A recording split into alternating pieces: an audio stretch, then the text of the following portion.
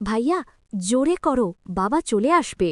ভাইয়া হেসে বলল, বোন, জোরে করলে তো সমস্যা হবে। আমি কিছুটা উৎকুণ্ঠিত হয়ে বললাম, বাবা যদি চলে আসে তাহলে কিন্তু খুব খারাপ হবে। তারপরেও ভাইয়া ধীরে ধীরে করতে থাকল। তখন আমি আবার বললাম, ভাইয়া জোরে করো। ভাইয়া আমার দিকে তাকালো, হালকা হাসি মুখে বলল, বোন, তুই বুঝবি না, জোরে করলে সমস্যা হবে। আমি অস্থির হয়ে তাকিয়ে রইলাম। মনে মনে ভয় আর কৌতূহল একসাথে ছড়িয়ে পড়ল। তো বন্ধুরা, আমি এখন আপনাদের শুরু থেকে সম্পূর্ণ এই সত্য ঘটনাটি বলবো। আর আপনারা কিন্তু ভুলেও ভিডিওটি টেনে টেনে দেখবেন না, তাহলে কিন্তু আসল ঘটনাটি বুঝতে পারবেন না। বন্ধুরা, আমার নাম চম্পা, আমি ক্লাস 9-এ পড়ি। কিন্তু আমাকে দেখে কেউ সহজে বোঝে না যে আমি 9-এ পড়াশোনা করি, কারণ আমার উচ্চতা একটু বেশি, স্বাস্থ্য ভালো এবং অল্প বয়সেই আমি বেশ লম্বা হয়ে গিয়েছি। আমি দেখতে খুবই সুন্দরী, তাই স্কুলে অনেক ছেলে আমাকে পছন্দ করত। কিন্তু আমি কাউকে বিশেষ পাত্তা দিই না। আমাদের পরিবারের মধ্যে আমার বড় ভাই স্বাধীন আছেন।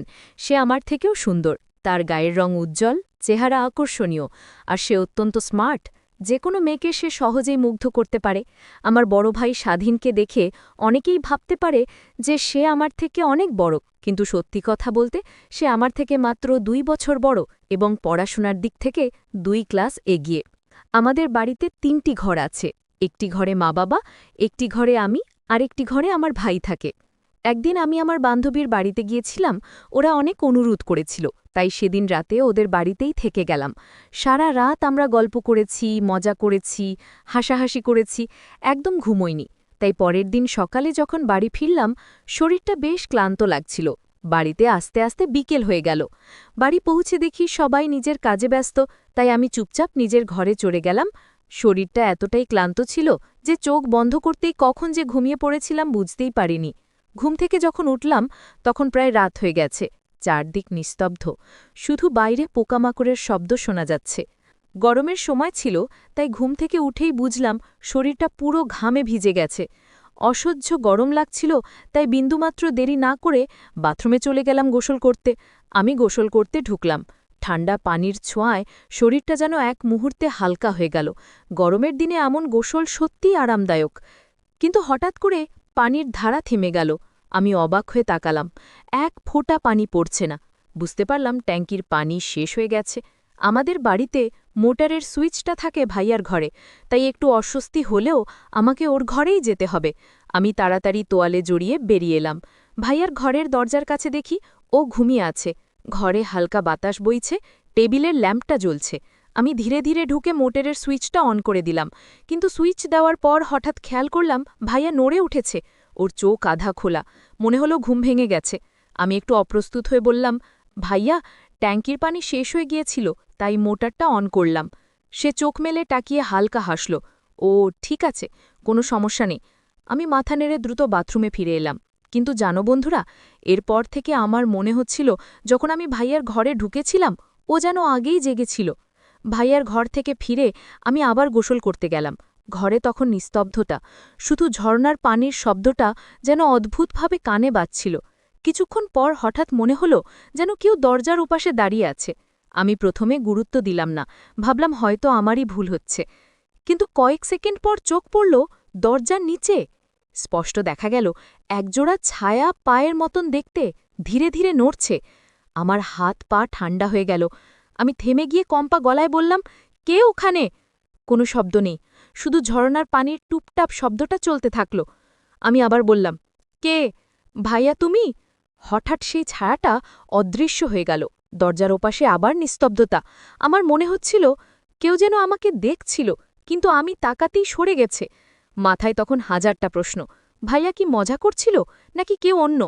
আমি আবার নিজের মতো করে গোসল করতে থাকলাম। ভাবলাম যাই হোক, শেষ পর্যন্ত নিজের কাজটা তো করতে হবে। কিন্তু হঠাৎ করেই লাইট বন্ধ হয়ে গেল। আমি অবাক হয়ে মনে মনে ভাবতে লাগলাম, হঠাৎ কেন লাইট চলে গেল?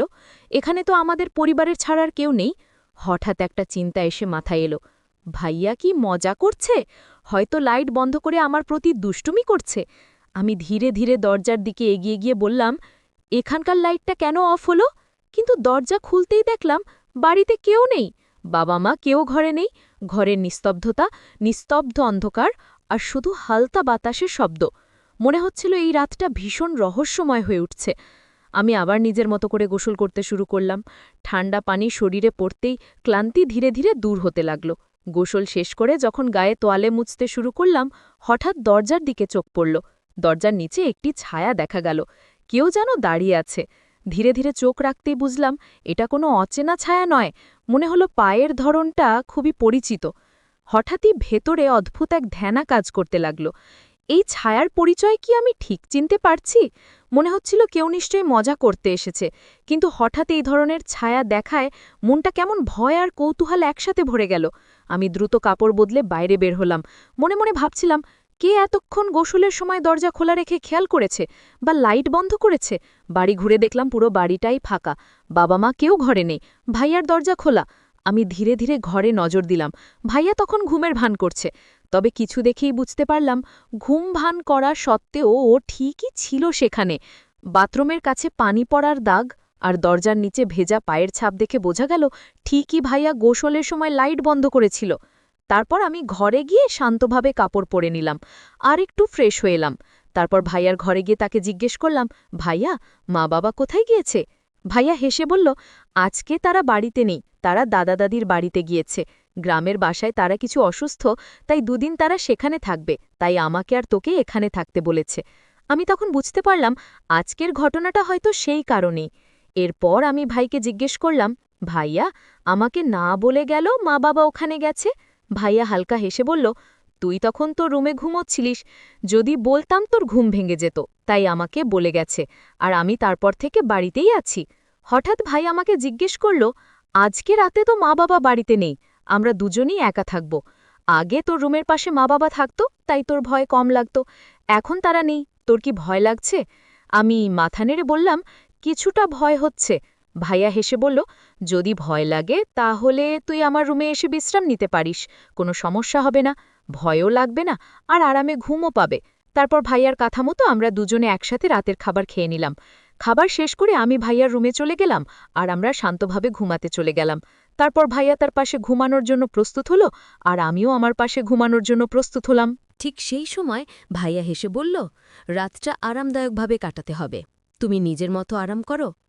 আমি বুঝতে পারলাম ও শুধু ঘুমানোর জন্য নিজের প্রস্তুতি নিচ্ছে। ভাইয়া শীতল বাতাসে আরাম পেতে বিছানায় বসে নিজেকে সাজিয়ে নিল। তারপর সে আমাকে বলল, যদি রাতে গরম লাগে তাহলে নিজের মতো আরাম করো, আমার কাছে গিঞ্জি আছে, চাইলে সেটা পরে ঘুমাতে পারো। আমি হালকা হেসে মাথা নেড়ে সম্মত হলাম। এরপর আমরা দুজনে শান্তভাবে বিছানায় শুয়ে পড়লাম। ঘরের নিস্তব্ধতার হালকা বাতাস আমাদের ঘুমের মাঝে এক অদ্ভুত শান্তি নিয়ে এসেছে। তারপর আমরা দুজনে বিছানায় শুয়ে পড়লাম। ঘরের নিস্তব্ধতা যেন আরও গভীর হয়ে গিয়েছিল। বাইরে বাতাস হালকা ঝাপসা বইছে, আর শুধু কখনো দূরের ঘড়ির টিকটিক শব্দ শোনা যাচ্ছিল। আমি চোখ বন্ধ করেও মনে হচ্ছিল কোনো অদ্ভুত নীরবতা ঘরে ভেসে বেড়াচ্ছে। হঠাৎ মনে হলো ঘরের কোণা থেকে যেন একটি অদ্ভুত ছায়া নড়ছে। হৃদয়টা দ্রুত ধকধক করতে লাগল। ভাইয়া পাশে থাকা সত্ত্বেও এক অজানা শীতলতা যেন শরীরের ভিতর দিয়ে ছড়িয়ে পড়ল। কিছুক্ষণ নিস্তব্ধতার পর আমি নিজেকে বললাম, হয়তো এটা শুধু কল্পনা, কিছুই নেই। কিন্তু মনে হচ্ছিল কেউ বা কিছু আমাকে নজরে রাখছে। ঘরে আলো ছায়ার খেলা, বাতাসের হালকা শব্দ, সব মিলিয়ে এক অদ্ভুত রহস্যময় অনুভূতি তৈরি করছে। আমি চুপচাপ শুয়ে থেকে সেই নিস্তব্ধতা ভেঙে কোনোটাই না ভাঙার চেষ্টা করলাম। তখনই মনে হলো, এই রাত, এই অদ্ভুত নীরবতা আর এই ছায়া শুধু একটি শুরু। কিছু ঘটবে সেটা আমি জানি, কিন্তু ঠিক কী ঘটবে তা এখনও অজানা। আমি ধীরে ধীরে ঘুমানোর চেষ্টা করছিলাম। ঠিক সেই সময় হঠাৎ লক্ষ্য করলাম ভাইয়া ঘুম থেকে উঠেছে। উঠে দাঁড়ানোর পর লাইটটা আগে জ্বলছিল, কিন্তু সে হঠাৎ লাইটটা বন্ধ করে দিল। মুহূর্তে ঘরটা অন্ধকারে ঢেকে গেল। নিঃশব্দতার মধ্যে হঠাৎ এই পরিবর্তন আমাকে একটি চমকে দিল। লাইট বন্ধ হতেই ঘরের নিস্তব্ধতা আরও গভীর হয়ে গেল। আমি চোখ বুড়ে থাকলেও মনে হচ্ছিল ঘরের কোনায় কোনো অদ্ভুত ছায়া নড়ছে। ভাইয়া পাশে দাঁড়িয়ে থাকলেও অন্ধকারে তার অদ্ভুত নিঃশ্বাস আর ধীর ধাপের শব্দ যেন পুরো ঘরকে ভেঙে দিচ্ছিল। হঠাৎ মনে হলো এই রাতের রহস্য এখনও শেষ হয়নি, আরও কিছু অজানা ঘটনা ঘটতে যাচ্ছে। আমি নিজের বিছানায় একদম শান্ত থাকার চেষ্টা করলাম। চোখ বন্ধ করেও মনে হচ্ছিল ঘরের মধ্যে হালকা নড়াচড়া চলছে। ভাইয়া ধীরে ধীরে তার বিছানায় ফিরে গেল, কিন্তু লাইটের অন্ধকারে সবকিছু যেন অন্য রূপে দেখা যাচ্ছিল। একটু সময় ধরে আমি নিস্তব্ধভাবে শুয়ে থাকলাম। শোনা যাচ্ছিল শুধু ঘরের মধ্যে বাতাসের হালকা শব্দ।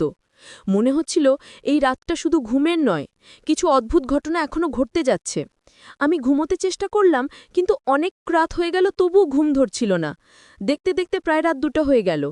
হঠাৎ ভাই আমাকে জিজ্ঞেস করল, কিরে, তুই এত নড়াচড়া করছিস কেন? ঘুম ধরছে না? আমি উঠে বসলাম এবং তাকে বললাম, না ভাইয়া, ঘুম ধরছে না। ভাইয়া হালকা হেসে বলল, ঠিক আছে, তাহলে আমরা দুজনে গল্প করি। হয়তো তুই আমার গল্প শুনতে শুনতে ঘুম পেয়ে যাবি। আমি বিছানায় ফিরে বসলাম। ভাইয়া তখন ধীরে ধীরে গল্প বলা শুরু করল। তার কণ্ঠে যেন এক অদ্ভুত মৃদু চাপ ছিল, আর ঘরের নিস্তব্ধতা আরও গভীর হয়ে উঠল। শুনতে শুনতে মনে হচ্ছিল গল্পের প্রতিটি শব্দ যেন ঘরের কোনায় ঘুরে বেড়াচ্ছে। হঠাৎ একটু হালকা নড়াচড়া শোনা গেল। মনে হলো ঘরের কোনায় কেউ ধীরে ধীরে চলছে। আমার হৃদয় দ্রুত ধকধক করতে লাগল, কিন্তু গল্পের জাদু আমাকে কিছুটা শান্ত রেখেছিল। ভাইয়া বলল, দেখদি, এই গল্পের শেষ পর্যন্ত অনেক রহস্য থাকবে, কিন্তু কোনো ভয় নেই, শুধু মনোযোগ দিয়ে শোন। ঘরের অন্ধকার, বাতাসের হালকা শব্দ আর ভাইয়ার কণ্ঠ সব মিলিয়ে রাতটা যেন এক অদ্ভুত রহস্যময় অনুভূতি তৈরি করল। তো বন্ধুরা, এই গল্পটির দ্বিতীয় পর্ব রয়েছে। দ্বিতীয় পর্বে আপনারা এমন মজা এবং রহস্য উপভোগ করবেন যা অন্য কোনো ভিডিওতে কখনো দেখেননি। যদি দ্বিতীয় পর্বটি পেতে চান, তাহলে অবশ্যই চ্যানেলটি সাবস্ক্রাইব করুন এবং পাশে থাকা নোটিফিকেশন বেলটি অন করে রাখুন। আর যারা আগেই সাবস্ক্রাইব করেছেন, আপনার জন্য রইল আমার অসীম ভালোবাসা এবং ধন্যবাদ।